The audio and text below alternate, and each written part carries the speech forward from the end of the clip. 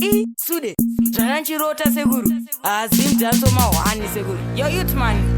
Hey, Fire International Music ndarota kune collabo rawingi na sniper sando dzenyu makaipa makwikwi Freeman na Loud H vachisimbisa DZ Platinum Prince na Ninja Kid varova hit after hit,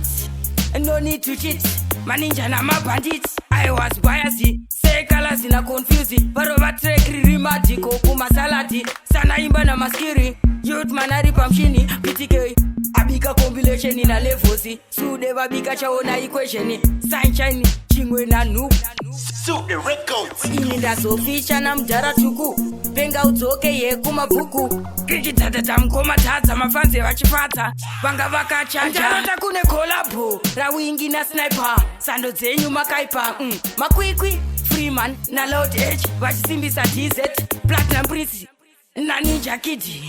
varova hit after hit,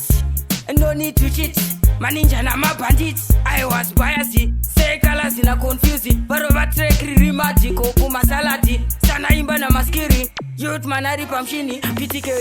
abika compilation ina levosi SUDE vabika chaona equation sunshine chimwe na noob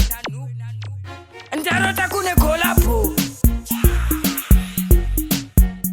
makwikwi Freeman na Loud H vachisimbisa DZ Platinum Prince varova hit after hit, no need to cheat maninja na mabandits. I was biased say colors in a confused varova track rimadiko kumasalati sana imba na maskiri youth manari pamshini PTK abika compilation ina levosi SUDE vabika chaona equation sunshine chimwe na noob SUDE records.